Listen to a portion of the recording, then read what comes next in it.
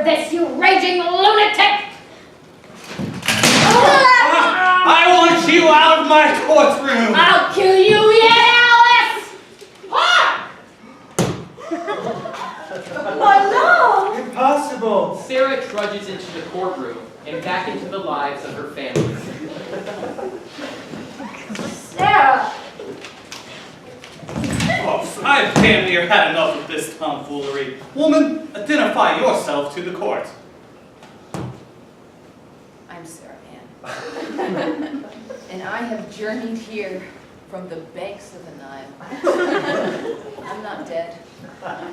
Though for the past 6 months, I've suffered a fate worse than death. After Sophia ate my baby, I was abducted by her partner, a Mr. Dr. Hans Erdgeist. I awoke in Cairo, where I lived for the next 3 months inside of his harem of horror. I was starved. I was flogged and humiliated around the clock. I never slept. And for the first time in 23 years, I felt below the waist. And it was excruciating. When I found out that he intended to sell me unto a sadistic sheik, I bit through his Adam's apple like a fresh piece of fruit. And I watched him bleed to death. What happened to me, it opened my eyes to the cruelty of fate. I once searched for salvation, second chances, glimpses of love. But ultimately, I found nothing. Nothing but further torment.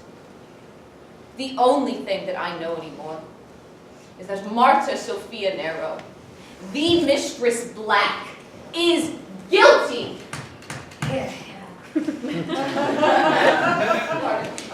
Hold on. I'm sorry, but you're Sarah Ann? Yes. The same Sarah Ann whom the defendant is accused of murdering. Yes. Your Honor, I'm moved to have the murder charges against my client dropped. Motion granted. That's malarkey. Didn't you listen to a word she said? What's wrong with you? There's no evidence to suggest Miss Nero had any part in Sarah Ann's unfortunate fate, no matter how emphatic she may appear. Oh, handsome.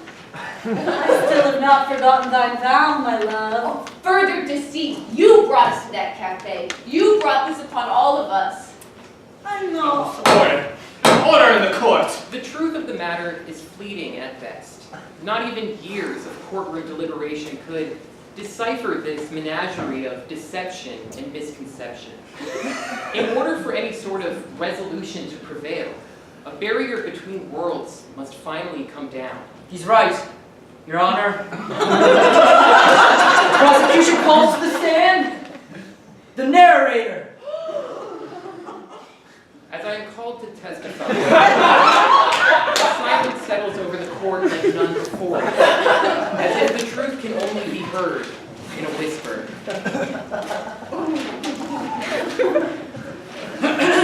All eyes on me. I sit down in the witness box. Sir, can you state conclusively whether or not Marta Sophia Nero is the Mistress Black? Yes, I can. And yes, she is. For the past 360 years, Sophia has lived under an assortment of stolen identities. But the story remains the same. She feasts on virgins in order to stay alive and arguably good looking. However, the tale of the Mistress Black is not my narrative. But surely you can agree that the blame is not Miss Nero's alone. No, it isn't. Unlike most cases, John did not find Sophia by means of a failed seduction or through a tiny door. Instead, they met in August at a garden party hosted by mutual friends. That was the business? Crumpets and croquet? No, that was the garden party. The business was human trafficking. John was a lazy man with expensive taste, but luckily Sophia needed virgins badly. During the 1990s alone, Sophia's payments to John for his services amounted to $3.6 billion. Daddy, You said you were broke. That you couldn't afford to take care of us. That too was a lie. You got lost on your 13th birthday, Sarah, but not because your father forgot you at the park. Your father sold you for $3 million. The trade-off was scheduled for that very day, but John drunkenly drove to the wrong park. The man who purchased you never received you, Sarah, but he never forgot you either. His name was Dr. Hans Erdgast. Enough of my family's dirty laundry. That woman is guilty. You have your proof of it, Your Honor. I believe enough justice has been served for today. Boy, do I agree. Does the prosecution rest? Your Honor, in light of this testimony, I see no choice but to declare mistrial. John! What?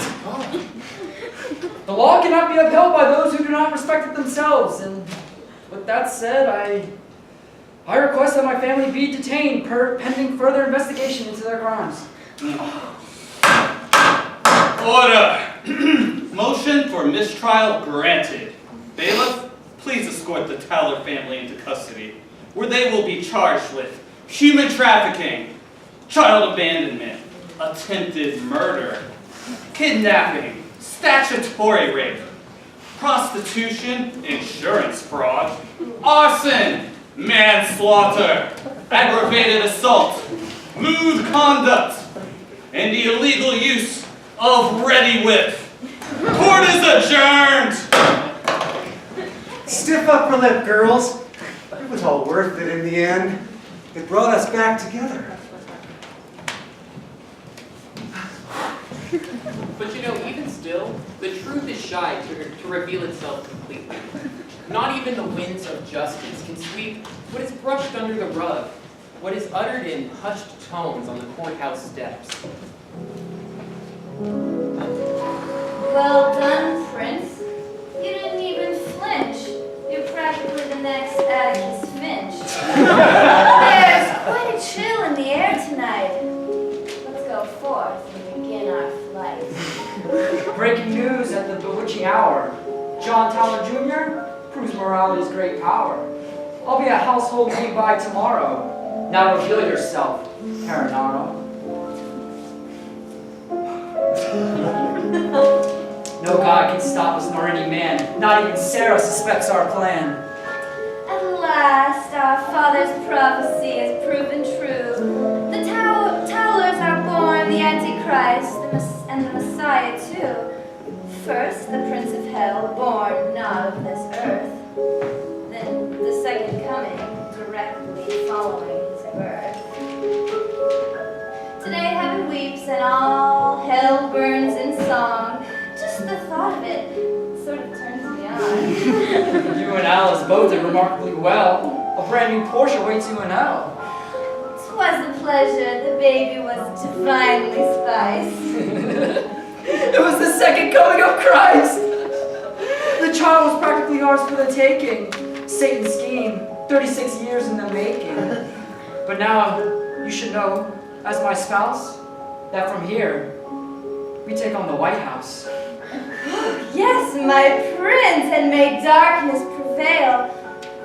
Now remind me what your horns entail. The case is closed, the files are locked. Our next stop now is Walpurgis Nacht.